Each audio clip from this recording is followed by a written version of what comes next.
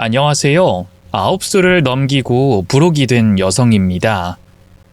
두돌된 아들을 키우고 일도 하고 바빠서 취미생활 같은 게 없었는데 제가 잘 아는 분이 이 채널을 들어보라고 하셔서 일하는 도중에 사연 한 편씩 듣고 있답니다.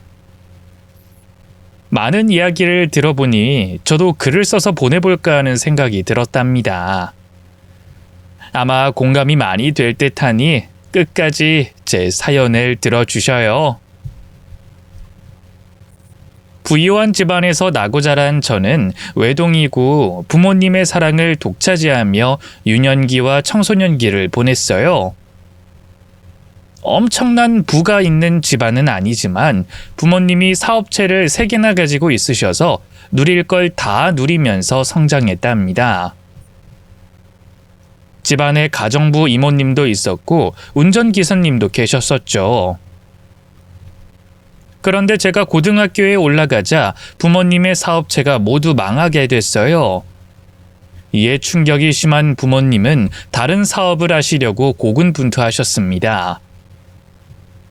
빚이 쌓여있는 상황에서 욕심을 버리지 못하시고 무리해서 새로운 사업체를 세우셨답니다. 하지만 이 역시도 잘 풀리지 않아 곧 폐업하게 되면서 집안이 쑥대밭이 됐어요. 이사를 총 3번 했는데 점점 작아지던 집은 곧 단칸방이 됐죠. 그리고 부모님은 실패 이후 힘들게 버티시다가 어느 날 2분이 차를 타고 바람을 쐬러 다녀오시는 길에 큰 사고를 당하며 돌아가셨어요. 경찰이나 주변 사람들은 사고를 일부러 내서 세상을 떠나신 것 같다고 말씀하셨습니다. 사실 저도 그들의 생각과 다르지 않았어요. 진실은 부모님만 아시겠지만 아무튼 저를 두고 하늘나라를 가셨죠. 고등학교 2학년 때 혼자가 됐고 가진 돈은 한 푼도 없었어요. 살던 월세방은 몇 달치 방세를 내지 못해 쫓겨나기 직전이었습니다. 저는 당장 학교 생활보다 먹고 잘 수 있는 공간에서 나오게 생겼으니 생계 유지를 위해 대학가 음식점에서 알바를 했습니다. 학교는 졸업장만 따기로 마음먹어서 의무적으로 등교를 했다가 수업만 듣고 야자 같은 건 하지 않았죠. 그래서 수능 시험 자체를 보지 않았습니다. 20살에 제가 선택한 직업은 일을 오래 시켜줘서 돈을 조금 더 많이 벌 수 있는 일을 선택했어요. 백화점 안에 있는 의류점에서 하루 12시간씩 일을 할 사람을 뽑는다고 해서 바로 면접을 봤답니다. 옷을 많이 팔면 보너스도 딸려온다는 말에 당장 시작하겠다고 하며 일을 시작했어요. 하루 12시간씩 서서 일하는 게 힘들었지만 다른 사람들도 다 그렇게 일하고 있으니 저도 똑같이 일을 했죠. 처음 1년 동안은 체력이 부족해서 일과 잠 2가지만 하면서 지냈는데 그 뒤로는 적응이 돼서 다른 취미도 가지면서 일했어요. 재봉틀을 사서 양말 뭉치로 인형을 만들기도 했고 빳빳한 천으로 면가방을 만들기도 했답니다. 한 번 사는 인생 재밌게 살아보자는 마음이 크게 작용돼서 힘들고 지쳐도 소소한 행복을 가지려고 애를 썼네요. 강산이 한 번 지나고 백화점 일을 그만두고 지하상가에서 보세 의류점을 차렸어요. 옷장사는 제가 유일하게 좋아하고 자신 있는 직업이었으니 그동안 모은 돈으로 고민 없이 영업장을 마련했답니다. 마음에 드는 남자도 만나게 됐어요. 이전에도 남자를 몇 번 사귀어 본 적이 있었지만 제가 일하는 시간이 꽤 길고 늦게 마감을 해서 거의 다 오랜 연애를 하진 못하고 헤어졌었는데 이번에 만나게 된 남자는 같은 지하상가에서 일하는 핸드폰 영업장을 운영하는 사람이었어요. 저와 출퇴근 시간도 같았고 일하는 공간이 같으니 연애하는 동안 통하는 것이 참 많았어요. 저희 둘은 3년의 연애를 지속했고 결혼 이야기까지 주고받았습니다. 그이가 청혼하는 날 저는 기다려왔다는 듯이 바로 오케이 하고 한 남자의 아내가 되기로 결정했어요. 예비 남편의 가족으로는 시어머니가 유일해서 제가 마음에 안 들면 어쩌나 하고 걱정하고 찾아뵀습니다. 그런데 아주 따뜻하게 저를 맞아주셨어요. 내 아들이랑 같은 지하상가에서 일한다고? 옷장사를 한다고 했나? 아무튼 둘이 같은 공간에서 일한다니 좋네. 게다가 얼굴도 예쁘고 성격도 좋으니 내 며느리감으로 딱이야. 요즘 여자들 게으르고 나태한 것들이 많은데 혜정 씨는 성실한 것 같으니 걱정하지 않아도 되겠어. 어머님 감사해요. 예쁘게 봐주셔서 고맙습니다. 아이 그래. 부모님은 돌아가셨다고 했나? 네, 제가 고등학교 2학년 때 교통사고로 돌아가셨어요. 그 뒤로는 저 혼자서 쭉 살아왔고요. 아유 가여워라. 어릴 때부터 혼자 살았다고 하니 내 가슴이 미어지네. 혜정씨, 날 엄마라고 생각하고 지내. 비록 친부모만큼은 못하겠지만 내가 할 수 있는 사랑은 다 줄게. 저는 시어머니의 말씀에 감동을 받아 눈시울이 붉어졌습니다. 남편도 잘 만났는데 시어머니까지 좋은 분이고 저를 이해해주고 인정해주시니 제 삶이 더 좋아지고 나아질 것 같았어요. 부모님 생각을 그만하고 시어머니를 엄마처럼 생각하면서 지낼 거라 떠올리니 기분이 몹시 좋았습니다. 그래서 2달 뒤 결혼식을 올리게 됐고 시댁과 가까운 전세 빌라를 얻어 신혼살림을 꾸려서 예쁘게 살기 시작했어요. 계획보다 훨씬 빨리 임신을 하게 되면서 엄청 기뻐했답니다. 남편은 저를 안아주며 잘했다, 수고했다, 자랑스럽다라는 말을 남발했고 하루빨리 아빠가 되고 싶다며 폭풍 수다를 떨었습니다. 그런데 시어머니는 반응이 달랐어요. 난 애를 별로 안 좋아한다. 며느리 너 애기 낳으면 괜히 나한테 키워달라고 그러면 안 된다. 네? 네, 당연하죠. 어머님 힘들게 하는 일은 없을 겁니다. 그런데 아기를 안 좋아하신다니 의외네요. 내가 아들을 혼자 키워서 그런가 봐. 엄청 힘들게 살아서 그런지 애 키우는 건 다신 하고 싶지 않다. 그렇다고 내 아들이 밉다는 건 아니고. 내 말 이해하지?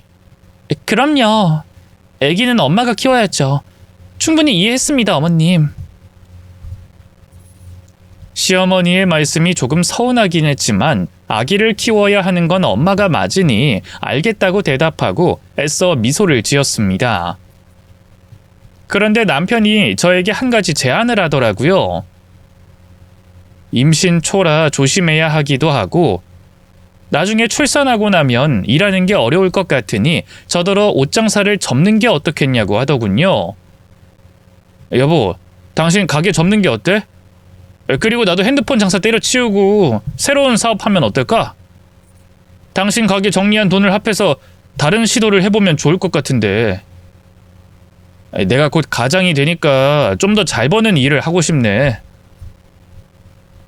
내 가게를 정리해서 당신한테 투자하라는 소리야?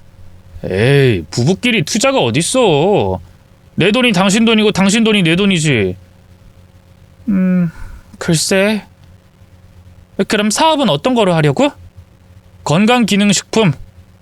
요새 뜨는 사업이고 망하지도 않지. 사람들이 건강식품 먹고 사는 건 매우 당연한 일이니까 절대 망하지 않을 거야.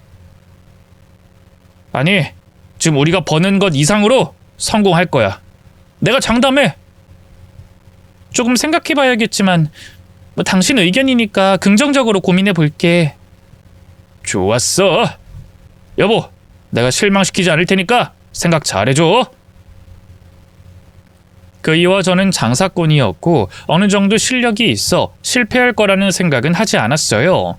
다만 제 가게를 접고 나면 저는 완전히 주부의 삶을 살게 되는 것이 조금 두려웠습니다. 애기 키우고 살림만 할 생각을 하니 답답할 것 같았죠. 그래서 당장 가게를 정리하진 않고 제가 만삭이 되고 출산을 하면 그때 남편이 다른 사업을 할 수 있게 밀어주기로 했답니다. 10달 뒤 저는 건강한 아들을 낳았어요. 남편과 저를 반반씩 닮은 예쁜 아이였죠. 저희 부부는 너무 기뻐서 아기만 보면 까르르 웃음이 절로 나왔습니다. 그런데 시어머니는 아기 얼굴을 보고 한숨을 푹 내쉬더군요. 니들 이제 고생 시작이다. 아이가 생기는 순간 니들 인생은 없는 거야. 부모가 되는 게 얼마나 힘든 건지 이제부터 제대로 느끼게 될 거다. 어머님, 당연히 힘들겠지만 아들 얼굴 보면 다 풀어질 것 같은데요. 이렇게 사랑스러운 아이를 키울 수 있는 행운만으로 행복합니다. 고생은 아무렇지 않을 것 같아요. 이제 막 태어났으니까 그러지. 나중 돼봐라. 아주 속 터지고 힘들어서 죽을 만 느낄 거다. 아무튼 난 손자 키워줄 마음 없다. 이걸 꼭 숙지하고 둘이 알아서 키우도록 해라. 시어머니는 예쁜 손자를 보면서도 절대 키워줄 수 없다는 말을 반복하셨어요. 홀로 아들을 키운 게 얼마나 힘들었는진 모르겠지만 육아는 무조건 하지 않으시겠다고 엄포하셨습니다. 여하튼 아기 엄마가 된 저는 전업주부가 됐고 옷가게를 정리한 돈과 핸드폰 매장을 정리한 남편을 더하여 그이가 건강기능식품 사업을 시작했습니다. 이름이 크게 알려지진 않았지만 효과는 매우 좋았어요. 제가 먹어보고 효과를 봤기 때문에 장사가 잘 될 것 같았습니다. 건강식품 영업장을 오픈하고 나서 금세 대박이 났는데 저는 그 이유가 당연히 제품이 잘 팔려서 그런 줄 알았어요. 그런데 자세히 알아보니 남편이 하는 일이 다단계라는 걸 알게 됐습니다. 여보, 당신 하는 사업 다단계지? 뭐? 다단계? 여보, 이건 멀티레벨 마케팅이라고 하는 거야. 사기 쳐먹는 다단계가 아니라고. 당신이 제품 팔아서 버는 돈보다 사람 꼬셔서 사업장 하나 내면 돈을 받는 구조잖아. 이게 다단계지. 여보, 당신 왜 이렇게 순진해? 우리나라는 모든 일이 피라미드 형식이야. 그게 불법은 아니라고. 그리고 당신도 우리 회사 제품 먹어봤잖아. 몸조리 하는데 아주 큰 효과 봤다고 안 했어? 제품이 좋은 건 별개의 문제잖아. 난 그냥 좋은 식품을 팔기만 하는 줄 알았더니 순진한 사람들 꼬셔서 영업장을 내도록 해서 이윤을 챙기잖아. 그건 회사에서 주는 인센티브야. 우리 제품을 널리 알려서 받는 보너스라고. 당신 자꾸 남편을 이상한 사람으로 만들래? 다단계로 비춰지는 건 아닌데 당신이 생각하는 것처럼 법에 위반되는 일은 아니야. 다단계 업자들이 다단계 하는 중이라고 말하던가요. 저는 남편이 제대로 빠져버렸구나, 큰일이 나겠구나 하는 판단이 들어서 지금 하는 사업을 접으라고 일러줬습니다. 돈을 아무리 많이 벌어도 아닌 건 아니라고 했죠. 그랬더니 돌아오는 건 저를 이상하고 멍청한 여자라고 욕을 하더군요. 당신 참 순진하다. 보험 영업만 봐도 본사랑 윗대가리랑 나눠 먹기 하잖아. 팀장은 놀면서 돈 버는 거 알지? 그거랑 비슷한 거야. 일하는 방식은 다 똑같다고. 그렇게 따지면 다단계가 아닌 영업장은 어디에도 없다고. 내가 당신 하는 일이 이런 건 줄 알았으면 말렸을 텐데 내가 바보였네. 끝까지 그런 식으로 말할래? 아무튼 난 이 일에 있어 자부심과 자긍심이 있어. 다시는 그런 식으로 말하지 마. 그리고 내가 벌어다 주는 돈을 보고 판단해. 내가 지금 아주 잘하고 있는 중이라는 걸 말이야. 남편의 말을 듣고 곱게 보려고 했는데 아무리 생각해도 이건 아닌 것 같았습니다. 그래서 시시때때로 다단계라는 말을 꺼내면서 다른 일을 해보라고 권유했죠. 하지만 돈맛을 본 남편은 절대 포기하지 않겠다고 으름장을 놨답니다. 그래서 남편이 하는 일을 두고 보기로 했어요. 혹시라도 문제가 생기면 큰일이 나니 자주 그이의 매장으로 아들을 업고 찾아갔습니다. 그런데 또 눈으로 보니 다르더라고요. 제품을 구매하는 고객들도 많았고 남편에게 사업을 하고 싶다며 먼저 말을 꺼내는 사람도 있었습니다. 그리고 새로 영업장을 연 사람들은 망하지 않고 아주 잘 벌면서 지냈습니다. 거기까지 확인하니 저도 색안경을 쓰고 판단하지 않기로 했어요. 남편이 가족을 위해 고생하고 있는 것은 분명했으니 다시는 부정적이고 나쁜 말을 하지 않았습니다. 물론 걱정을 아예 다 내려놓은 건 아니었습니다. 남편의 영업소는 날이 갈수록 큰 돈을 벌게 됐는데 3년 만에 넓은 평수의 아파트로 이사했어요. 시어머니의 집도 아주 좋은 곳으로 마련해줬죠. 남 사기쳐서 번 돈이 아니라는 걸 알기에 고맙게 생각하고 주부의 역할에 최선을 다했습니다. 어린 아들을 육아하고 살림과 내조에 힘을 쓰며 잘 지냈는데 어느 순간부터 시어머니가 저를 심하게 갈구기 시작하셨습니다. 너 내 아들 덕에 호강하며 사는구나. 이 넓은 아파트 좀 봐라. 이야, 안마 의자도 있네. 너 남편 잘 만나서 좋겠다. 네? 아, 네 어머님. 그이 덕분에 제가 편히 지내네요. 그럼 너도 내 아들만큼 헌신해야 하지 않겠니? 내 집에 와서 살림도 하고 일도 좀 해라. 하는 일 특별히 없으니까. 괜찮지? 어머님, 주부가 하는 일이 얼마나 많은데요. 게다가 아들 보느라 식사도 제때 못할 때가 많아요. 너 지금 내가 하는 말 무시하는 거니? 이 나이든 시애미가 허리 아파서 살림하는 게 힘들다는데 너가 바쁜 핑계를 대면서 못하겠다는 거냐? 누가 들으면 애를 셋 정도는 키우는 줄 알겠네. 꼴랑 하나 키우면서 말이야. 시어머니가 화가 난 듯 보여 일단 죄송하다 사과드리고 시댁살림을 도와드리겠다고 했어요. 어머님, 제 생각이 짧았습니다. 며느리가 철이 없어서 말씀을 깊이 이해하지 못했네요. 앞으로 도움 필요하시면 불러주세요. 아들 업고라도 찾아가겠습니다. 진작 그럴 것이지. 넌 싫은 소리를 해야 알아듣는 경향이 있는 것 같은데 앞으로는 현명하게 굴도록 해라. 오늘 저녁 우리 집에 동창들 집들이가 있다. 네가 와서 음식 좀 해놔라. 8시에 모이기로 했으니까 7시 반까지 다 해놓고 퇴장해라. 알겠니? 네? 알겠습니다. 한번 해볼게요. 그럼 알아들은 줄 알고 이만 가본다. 그날 시어머니의 명령대로 오후 3시에 아들을 안고 장을 잔뜩 봐서 시댁애가 음식 준비를 했습니다.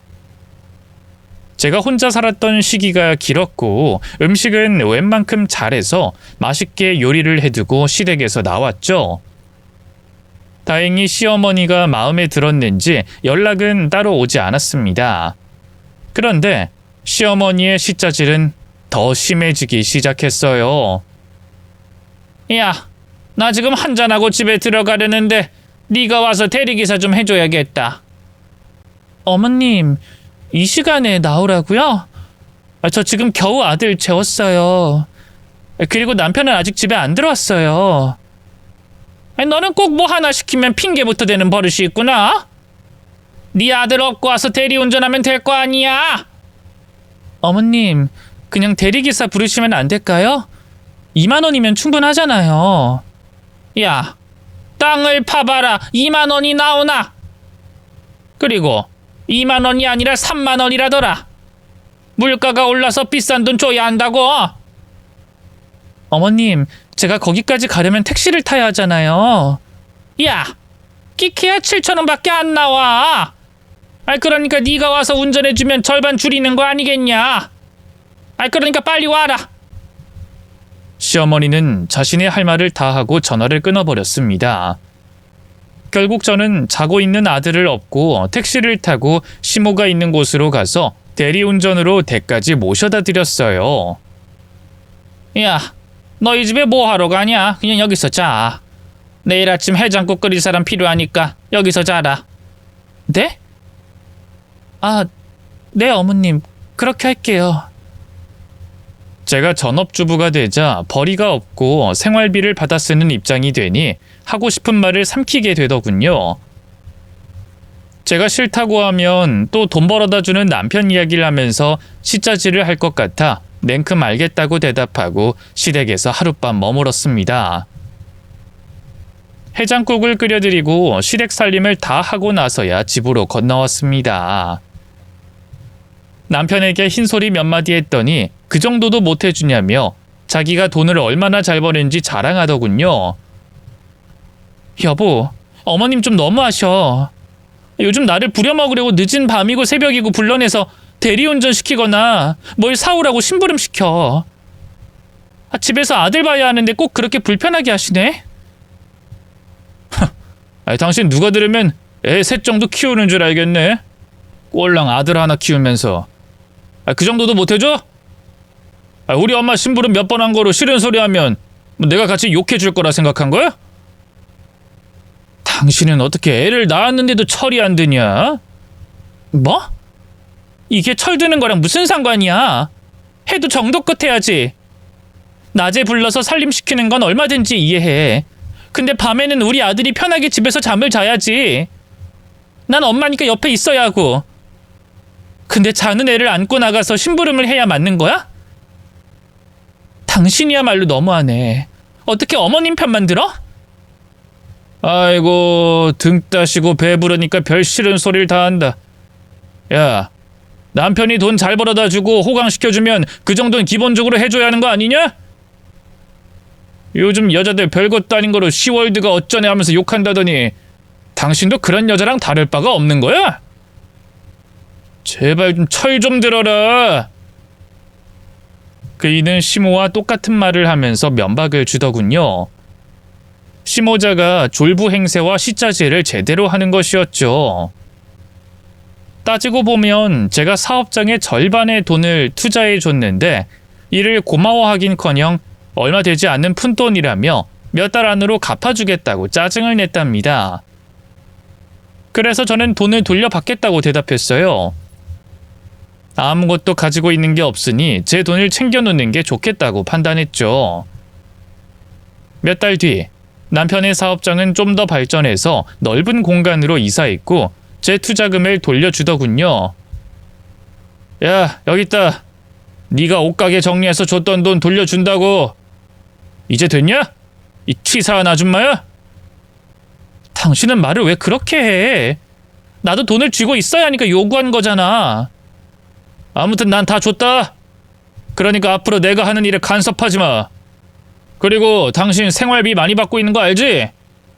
집 살림은 물론이고 우리 엄마한테 좀 잘해드려. 부르면 제깍 가서 시키는 일도 좀 잘해드리고. 그래, 생활비 받으면서 사는 입장이니 그렇게 해야겠지. 알았다. 됐냐?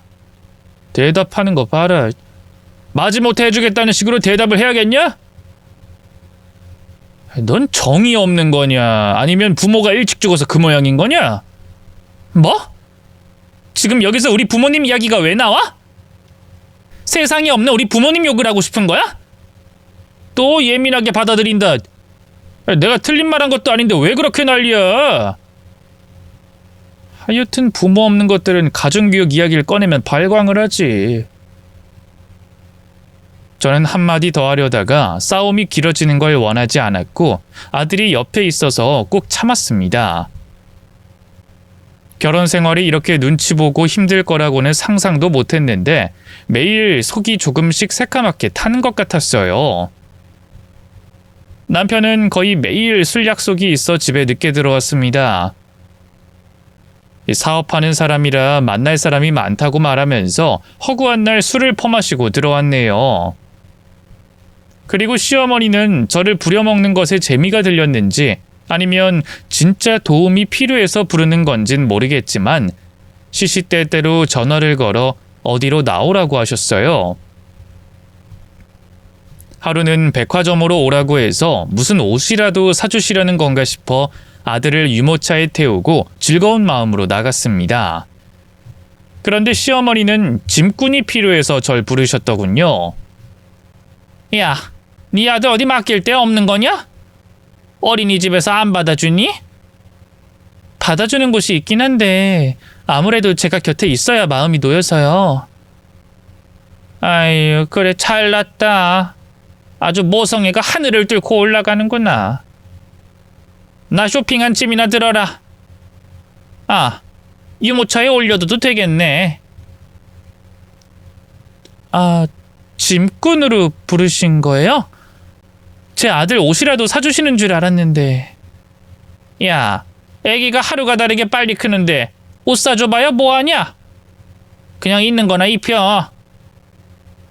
그리고 너는 집에서 살림이나 하는 아줌마라 옷이 필요가 있냐? 반면 나는 모임이 자주 있기도 하고 교양 있는 사람이니 겉으로도 멋을 부려야 하는 거야. 그러니까 괜히 기대하지 말고 짐이나 들어라. 네, 어머님, 알겠어요. 시어머니와 남편이 저를 그렇게 무시하니 제 자존감은 바닥으로 떨어졌습니다. 게다가 아들이 날이 갈수록 울음이 많아져서 잠도 거의 자지 못했어요. 밤에는 남편이 저와 아들을 작은 방으로 보내고 혼자 잘 정도였습니다. 제가 끼니를 거르는 건 다반사였고 씻지도 못하는 날이 잦았어요. 그러자 남편은 그런 저를 보고 혀를 내둘렀습니다. 아니, 당신 머리에 그거 기름이야? 아니, 도대체 언제 머리를 감은 거야? 아우, 떡진 거 더러워 죽겠다고. 나도 머리 감고 샤워도 하고 싶어. 근데 아들이 계속 울잖아. 나 오늘 밥도 못 먹었어. 애를 둘 키우면 아예 원시인 되겠네. 하여튼 핑계 하나는 잘 된다. 당신 얼굴에 주름이 엄청나. 어휴, 누가 보면 내가 연상 아줌마랑 사는 줄 알겠다고. 에휴. 나라고 이러고 싶은 줄 알아? 아들만 보는 게 아니라 시어머니가 맨날 불러서 일을 시켜 먹으니까 시간이 없다고. 또 우리 엄마 탓하네. 야, 밖에서 고생하는 남편을 좀 생각해봐라. 내 덕에 편하게 지내면 그만큼 정을 쏟아붓는 건 아무것도 아니라고. 남편은 또 잔소리를 해대며 저를 깎아내렸습니다. 자존감이 지하 밑으로 바닥나는 기분이었죠. 시어머니는 심부름꾼, 살림해주는 가정부 부리듯 써먹었는데 해가 한번 바뀌자 전보다 더하더군요. 시댁에서 잔치상을 차리는데 준비가 늦어져서 손님들이 도착해 마주치고 말았어요. 제가 허리를 굽혀 인사를 했더니 친구분들이 누구냐고 묻더군요. 제가 어머님 며느리라고 말하려고 하는 순간 시어머니가 성급하게 대답하더군요. 내 가정부야. 일 잘해서 내가 잘 시켜먹고 있지. 근데 어디서 많이 본 얼굴 같은데 자기 며느리랑 닮은 것 같아. 결혼식 때 우리가 본 며느리 말이야. 아이, 며느리는 무슨. 내 며느리가 이렇게 추레하게 입고 다니겠어? 얼굴에 딱 쓰여 있잖아. 가정부라고. 아줌마 수고했어. 그만 가봐. 수고비 줄게. 시어머니는 저를 가정부라고 말하더니 5만 원짜리 지폐를 주시더군요. 황당한 저는 얼떨결에 5만 원을 받고 시댁에서 나왔답니다. 아들을 어린이집에 맡기고 왔으니 망정이지 만약 아들 앞에서 그따위로 말했으면 가만히 있지 않았을 겁니다. 아니, 자존감이 바닥이었으니 어떻게 행동했을지 사실 잘 모르겠습니다. 이렇게 저를 부려먹던 시어머니는 어느 늦은 밤에 저에게 전화를 걸었습니다. 심부름 시킬 게 있다면서 급히 시댁에 가서 샤넬백 중 가장 비싼 걸 가지고 나오라고 했죠. 야, 나 지금 10년 만에 동창회에 나왔는데 샤넬백을 깜빡했다. 동창들한테 없이 보이면 안 되니까 네가 그것 좀 빨리 가져와라. 네? 지금요? 아들 막 잠들었는데. 아니, 너는 한 번에 네라는 대답이 안 나오니? 이럴 때 보면 네가 부모 없는 애라는 게 확실하게 느껴진다. 제발 좀 멍청하게 대답하지 말고 한 번 생각하고 대답해라. 네 아들 없고 오면 될 일이니 빨리 내 집 가서 가방 가지고 와라. 시어머니는 명령조로 일러주며 전화를 끊으셨습니다. 저는 화도 나지 않았어요. 언젠가부터 길들여졌는지 아무렇지 않게 늦은 밤 아들을 업고 시댁에 들어가 엄청 비싼 샤넬백을 들고 시어머니가 부른 장소로 택시를 타고 달려갔죠. 이윽고 시어머니가 말한 고깃집 앞에 도착했어요. 유리문을 열고 들어가려는데 시어머니가 황급히 뛰어나오며 제가 들어오지 못하게 했어요. 야야! 들어오긴 어딜 들어와? 네 꼬라지를 봐라! 떡진 머리에 다크서클, 추레한 옷차림. 아유, 내가 이러니 널 가정부라고 말하고 다니는 거 아니냐. 가방 가져왔으면 그거나 빨리 줘라.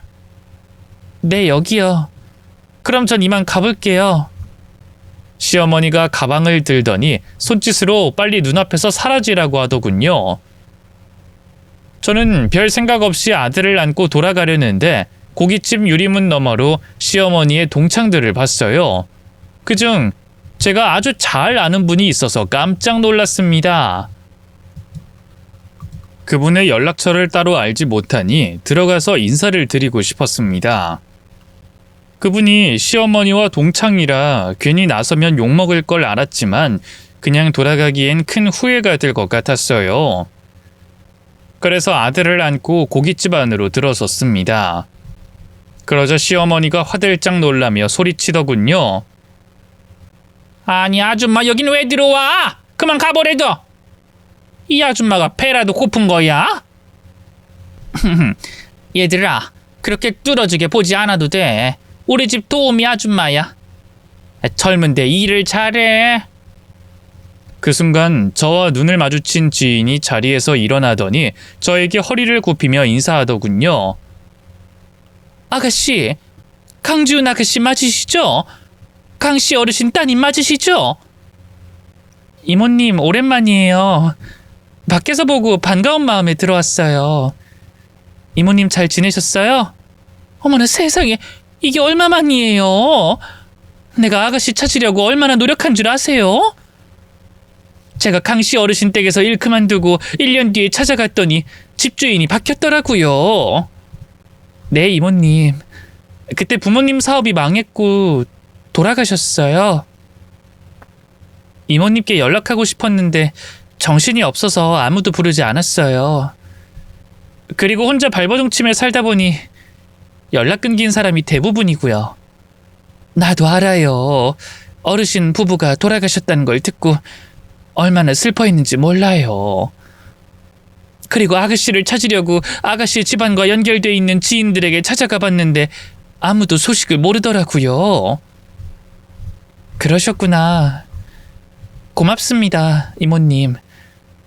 우리 거의 20년 만이죠? 세월이 그렇게 됐네요. 아가씨, 근데 지금 안고 있는 아이가 아가씨 아이예요? 너무 예쁘다. 네, 제가 낳은 아들이에요. 몇 달 뒤면 2돌 돼요. 정말요? 축하드려요, 아가씨. 근데 지금 하는 일이 가정부예요? 제 친구 육실아내 집에서 일해요? 네? 그게... 저와 반갑게 인사를 나눈 분은 저희 부모님이 한창 사업이 잘 되던 시기에 가정부로 일하셨던 이모님이셨어요. 그런데 제 시어머니와 동창이었던 겁니다. 제가 가정부라고 대답을 못하자 시어머니가 한숨을 내쉬며 대답하셨습니다. 실은 얘 내 며느리다. 육실은 너 거짓말한 거니? 우리 아가씨의 시모였어? 그래 내가 얘 시모다. 근데 창숙이 너는 내 며느리를 어떻게 하는 거야? 내가 아가씨 집에서 가정부로 살았거든. 15년 정도 일했었지. 아가씨를 아기 때부터 봐서 거의 친가족이나 다름없어. 근데 왜 거짓말한 거야? 실아야, 아가씨를 왜 가정부라고 소개한 거냐고. 내 입으로 말하긴 좀 그렇지만 얘 꼬라지를 봐라. 떡진 머리에 초췌한 얼굴, 여기저기 처진 살들, 그리고 옷차림까지. 너무 쪽팔리잖니. 내 체면이 깎일 것 같아서 가정부라고 둘러댄 거야. 뭐? 우리 아가씨가 쪽팔린다고? 실아야, 육실아. 너 네 아들이 돈 좀 번다고 졸부행세하는 거니? 여태껏 동창회에 한 번 나오지 않더니 이제야 나온 이유가 돈 좀 만져서 자랑하려 나온 거지? 그러니까 아가씨한테 샤넬백 가져달라고 한 거고. 너 참 속물이구나. 야, 창숙이 너 말 조심해라. 내가 속물이라고? 너야말로 돈 좀 벌었다고 사람 무시하던 거 기억 안 나냐? 내가 말도 하지 않았는데 불쌍하게 보면서 몇만 원 주던 거 기억 안 나? 내가 그랬었나? 그건 친구가 안쓰러워 보여서 준 거겠지. 네가 하도 힘들어 죽겠다고 하니 조금이라도 보태라고 준 거였잖아. 야, 아무튼 네가 날 무시하는 거 싫어서 그동안 동창회에 안 나온 거야. 실아야, 너 나한테 자격지심 있니? 내가 성공했을 때 배 아파하면서 질투하는 건 알고 있었는데 자격지심이 이렇게 심한 줄 몰랐다. 이모님이 사실을 짚어주니 시어머니가 발광하더군요. 이게 어디서 자격지심이 어쩌고 하면서 날 이상한 여자로 만들어? 야! 내가 옛날에 육실아로 보이냐? 내 아들이 성공해서 사모님 소리 듣고 다닌다고? 그래, 아들이 잘 된 건 축하해. 근데 아가씨를 가정부로 소개한 건 좀 그렇다. 가만 보면 넌 사람을 급으로 매기고 대우하는 것 같아. 넌 나한테 찍소리도 못하지만 너보다 못사는 애들한텐 온갖 잘난 척하고 무시를 했지. 우리 동창들은 다 아는 사실이야. 인연이 어디서 날 판단해? 야, 나는 너를 부러워한 적 한 번도 없거든? 그래? 알겠어. 흥분하지 말고 자리에 앉아. 그리고 오늘은 우리 아가씨도 같이 있으면 좋겠다. 아가씨, 괜찮죠? 아니에요, 이모님. 보시다시피 제 아들이 잠든 상태잖아요. 얼른 집에 가서 편하게 재워야 해요. 아, 그러네요, 아가씨. 얼른 가보세요. 애 재우고 쉬는 애한테 명품백 가져오라는 심부름이나 시키다니. 실아, 너도 참 징하다. 야, 창숙이 너 자꾸 나한테 까불거릴래? 내가 까불거리는 거로 보여? 실아야, 오랜만에 혼 좀 나볼래? 너 나랑 맞짱 뜨면 이길 수 있겠어? 무식하게 싸움질 하자고? 창숙이 넌 예나 지금이나 변한 게 없구나. 아니, 많이 변하긴 했어도 못돼 먹은 년을 혼내주려는 마음은 변치 않았지. 어때? 한판 붙을래? 아니면 우리 아가씨한테 정중하게 사과하고 돌려보내드릴래? 이모님이 눈을 부라리며 시모에게 겁을 주자 한숨을 내쉬며 저에게 말을 꺼내더군요. 며느리 너 오늘 기분 나빴다면 미안하다. 그리고 괜한 심부름 시켜서 미안하다. 그만 가봐. 네? 아, 네, 어머님. 그럼 이만 가볼게요. 이모님, 다음에 봬요. 친구분들도 모두 반가웠습니다. 맛있게 드시고 좋은 시간 보내세요. 저는 속으로 통쾌함을 느끼며 고깃집에서 퇴장했습니다. 얼마 뒤 이모님과 따로 만나게 됐는데 마음이 정말 편안했습니다. 오랜만에 느껴보는 감정이라 헤어지기 싫었어요. 이모님, 정말 반가워요. 이제 다시는 연락 끊기지 않게 제가 잘할게요. 네, 저도 잘할게요. 아가씨, 근데 그 육실아 그년이 많이 힘들게 하죠? 대답하지 않아도 돼요. 안 봐도 비디오니까요. 그냥 괜찮아요. 이모님, 제 시어머니 이야기 말고 다른 이야기해요. 이모님은 제가 시어머니에게 많이 당하고 있는 걸 지레 짐작하면서 걱정을 많이 해주셨습니다. 저는 괜히 시어머니 흉을 보게 될까봐 아무렇지 않다고 했죠. 한편 이모님한테 자존심이 많이 상한 시어머니는 저를 더 심하게 괴롭히려고 난리도 아니었습니다. 시댁에 불러놓고 저를 한참 세워두셨어요. 야, 내가 니년 때문에 그런 개망신을 당해야겠니? 그냥 조용히 집이나 갈 것이지 왜 고깃집에 기어들어와서 인사를 하고 지랄이냐고? 김창숙 그녀는 내가 제일 싫어하는 동창년이야. 죄송해요, 어머님. 저는 그냥 반가운 마음에 들어갔어요. 인사만 하고 나오려고 했는데. 이년아, 그럼 미리 나한테 말했어야지. 내가 널 가정부라고 소개했는데 괜히 거짓말쟁이가 됐잖아. 넌 하나부터 열까지 마음에 드는 게 하나도 없다. 죄송합니다, 어머님. 앞으로는 조심할게요. 앞으로나 옆으로나 그년 김창숙은 만나지 마. 아주 역겨운 년이라고. 알았어? 저는 일단 알겠다고 대답해버렸습니다. 겨우 시어머니의 화가 사그라들어 벌을 그만 서고 시댁 청소와 살림을 했답니다. 남편 이야기로 와서 그이는 여전히 식품 사업에 큰 매출을 올렸고 전보다 더 승승장구하고 있었어요. 그리고 제가 알던 남편의 모습은 거의 남아있지 않았습니다. 잘난 척과 저를 무시하는 태도는 배가 됐고 가정에 소홀히 하다 못해 며칠에 한 번씩 집에 들어왔어요. 제가 바보가 아닌 이상 이 정도로 밖을 나돌아다니는 게 바람나서 그런 거라는 건 알고 있었죠. 다만 확실한 증거가 없어 속만 애태우고 있었습니다. 그러던 와중에 시어머니한테 연락이 왔어요. 지난번 동창 친구들을 시댁에서 보기로 했다면서 저에게 음식 준비를 하라며 빨리 오라고 하더군요. 남편 때문에 화가 난 상태고 더는 꼭두각시로 일하고 싶지 않았지만 일단 불러주시니 시댁으로 아들을 안고 찾아갔습니다. 예, 창숙이가 우리 집에서 모임을 하자더구나. 그년이 동창회 회장이라 거절 못하고 우리 집에서 모이기로 했다. 내키지 않는데 어쩌겠냐. 회장이 그러자고 하니 하는 수밖에. 네가 수고 좀 해줘야겠다. 아, 네 알겠어요.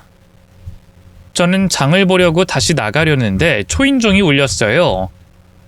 이모님이 약속 시간보다 훨씬 빨리 오셨더라고요.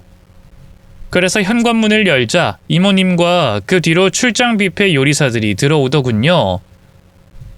아가씨도 있었네요. 장 보러 나갈 필요 없어요. 제가 특별히 셰프를 모시고 왔으니까 오늘 아가씨도 같이 있도록 하세요. 이모님 고맙습니다. 고맙긴요. 우리 아가씨랑 같이 있는 게 저한텐 가장 행복한 순간이에요. 동창들도 금방 올 거예요. 저는 이모님이 말씀한 대로 아무것도 하지 않고 이모님 옆에 앉아 있었습니다. 곧 동창분들이 우르르 시댁으로 들어왔고 셰프들이 만든 음식을 먹으며 대화를 나눴어요. 배가 부를 때쯤 이모님이 할 말이 있다며 상을 치우고 그 위에 봉투 하나를 올리셨습니다. 아가씨, 속 그만 태우셔도 됩니다. 내가 욕실아 아들 뒤를 캤거든요. 아가씨 말대로 바람 피우는 중이더라고요. 20대 아가씨랑 오피스텔에 살림까지 차렸더라고요. 네? 역시 그랬군요. 이모님께 부탁드리고 답이 없으셔서 아직 증거를 못 잡은 줄 알았어요. 에이, 이런 서프라이즈는 많은 사람들 앞에서 터뜨려야 제맛이잖아요. 이제 욕실한 며느리 노릇 할 필요 없겠죠? 네, 이모님. 바로 이혼 소송해야죠. 변호사는 내가 선임해 줄게요. 저희 대화를 듣던 시몬은 봉투를 열어 그 안에 있던 사진들을 보더군요. 남편이 바람 피우는 사진을 보더니 주먹을 불끈 쥐더군요. 이것들이 감히 내 아들 뒤를 캐? 며느리 인연이 창숙이랑 붙어먹던 게 찜찜하더니 이런 식으로 뒤통수를 치려고 한 거냐? 위자료 뜯어내고 이혼하려고? 이 괘씸한 년아! 남자가 사업하다 보면 여자랑 바람도 피우고 그러는 거지 고작 이딴 이유로 이혼하겠다고?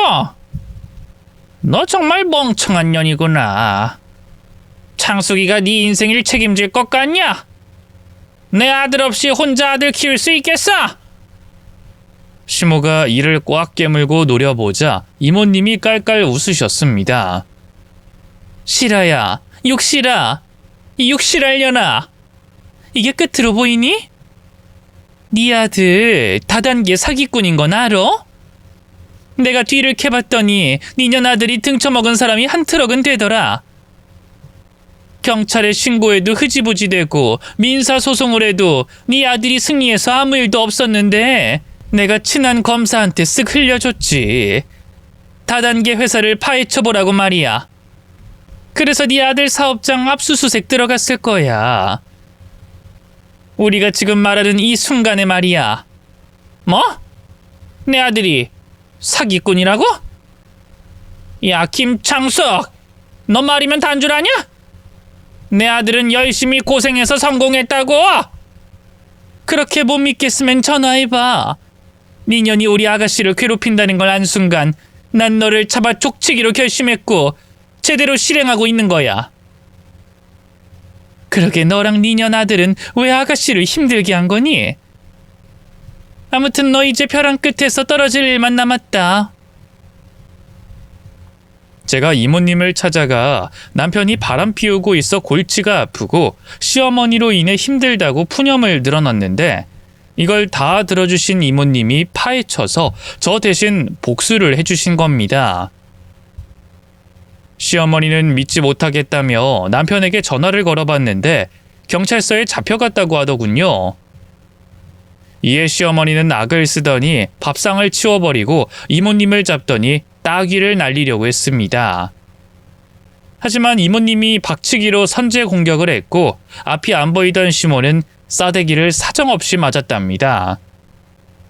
왕년에 한가락하셨다는 이모님은 진짜 무시무시하게 싸움을 잘하셨어요. 시어머니는 한 대도 때리지 못하고 엄청 얻어터졌답니다. 동창분들은 맞아도 싸다며 구경하고 앉아 있었고 저도 사이다 장면에 통쾌하며 이모님 뒤에 서서 구경을 했죠. 그리곤 이모님이 저에게 말씀하셨습니다. 아가씨, 아니 혜정아, 이제부터 내가 말 놓을게. 인연하고 인연 아들은 내가 알아서 끝장내 줄 테니까 혜정이 너는 이모랑 가자. 아들 데리고 같이 이모 집으로 들어와라.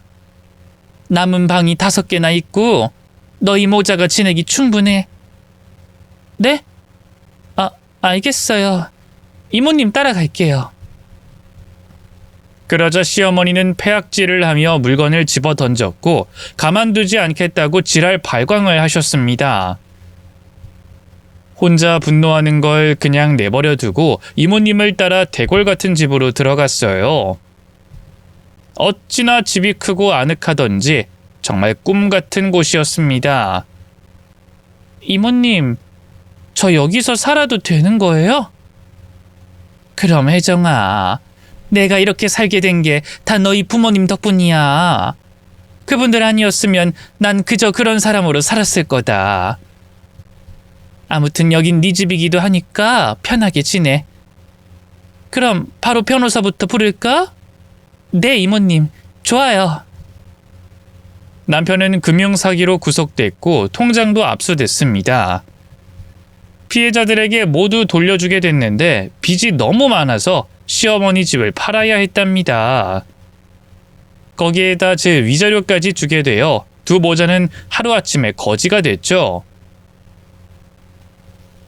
남편은 감옥에서 지내야 했기 때문에 그나마 먹고 잘 곳이 있었지만 시어머니는 경매로 집까지 빼앗기고 오갈 곳이 없었습니다. 이야기를 들어보니 지하 원룸에 들어가 지내게 됐답니다. 졸부 인생은 한번 날아가니 진짜 허무하게 끝이더라고요. 저와 이모님은 심심풀이 겸해서 시어머니 집에 찾아갔습니다. 문을 열어준 시모는 초췌한 얼굴이었습니다.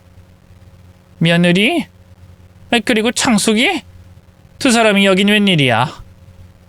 며느라, 내 손주는 안 데리고 왔냐?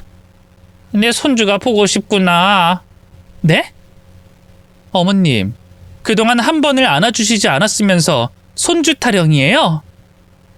내가 그랬었나? 아무튼 손주 얼굴이 보고 싶구나. 일단 들어와. 두 사람이 날 찾아왔으니 이야기나 좀 들어보자. 이모님은 나락간 시어머니에게 기회를 주겠다고 하더군요. 야, 육실아. 너 이렇게 살다가 고독사하고 싶니? 내가 일자리 줄 테니까 한번 해볼래? 왜? 내가 며느리 부려먹었다고 네가 날 부려먹을 셈이냐? 맞아. 인연 눈치는 빠르네. 어쨌든 이런 퀴퀴한 지하방에서 남은 생을 사는 건 좀 그렇잖아. 나도 알아. 그리고 일할 마음도 있고. 창숙이 네가 날 받아만 준다면 뭐라도 할게. 그래서 말인데 우리 혜정이한테 용서를 빌어라. 사죄하고 반성하는 게 느껴지면 내가 운영하는 사업장 중에 하나에 네 일자리 마련해 줄게. 뭐? 용서를 빌라고? 그 전에 나한테 무슨 일자리를 줄 건데? 뭐긴 너한테 딱 어울리는 청소부지. 한 달에 300만 원씩 벌 수 있어. 일이 좀 고되거든. 얼마 전까지 외제차 타고 명품백 들고 다니던 나에게 청소부를 하라고? 그리고 내 인생을 이렇게 만든 장본인 밑으로 들어가란 말이야? 야, 김창숙, 난 자존심 없는 줄 알아? 어차피 네 아들은 사기꾼이라 언젠가 잡혀갈 운명이었어. 내가 조금 더 빨리 잡게 해줬을 뿐이고. 계속 그렇게 남 탓하면서 살려면 계속 이 곰팡이 냄새 가득한 지하에서 썩든지. 아니야. 나 지금 한푼이 아쉬워. 감옥에 있는 아들 옥바지라도 해야 하니 시키는 대로 할게. 시어머니는 졸부 인생이 망하자 아주 순한 양으로 되돌아왔습니다. 제 앞에 무릎을 꿇고 그동안의 만행을 사과하더군요. 며느라, 내가 미안하다. 송충이가 솔잎 먹고 살아야 하는데 괜히 탈나는 걸 먹다 보니 정신이 오락가락했나 보다. 너에게 막말하고 함부로 했던 거 모두 잘못했다. 날 용서하진 못하더라도 기회는 가질 수 있게 도와주렴. 와, 어머님이 이렇게 순하게 나오니까 적응이 안 되네요. 그래요. 용서는 하지 않지만 기회는 드릴게요. 이모님, 어머님 데려가서 실컷 부려 먹어주세요. 그래, 내가 실컷 부려 먹을게. 그럼 이야기 끝났으니 그만 가보자. 실아야, 내일 네 회사에 6시까지 출근해라. 고맙다, 창수가. 시어머니는 기운 빠진 목소리로 대답하더니 눈물을 뚝뚝 흘리더군요. 저는 시원한 복수에 기가 살아서 이모님과 맛집에 가서 매운 걸 먹으며 스트레스를 확 풀어버렸습니다. 저는 이모님 집에서 아들과 같이 지내고 있는데 하고 싶은 게 뭐가 있냐고 하셔서 옷가게를 다시 운영하고 싶다 말씀드렸어요. 그러자 이모님은 100평대 브랜드 옷가게를 선물로 주셨답니다. 부모님께 받은 게 많다며 아낌없이 주셨죠. 게다가 제가 일을 편하게 하라고 아들까지 돌봐주셨어요. 진짜 친정엄마처럼 대해주고 계시답니다. 이혼한 전남편은 감옥에서 몇 년 더 썩어야 하고 시어머니는 청소부로 소처럼 일하고 있네요. 이렇게 금수저였던 제가 밑바닥까지 떨어졌다가 다시 올라온 이야기는 끝이 났네요. 앞으로 이모님 집에서 계속 지낼 생각이고 좋은 사람이 생기면 연애도 하고 재혼할 마음을 가지고 있습니다. 그럼 앞으로 일이 잘 풀리라고 응원의 한마디를 남겨주시길 바랍니다. 감사합니다.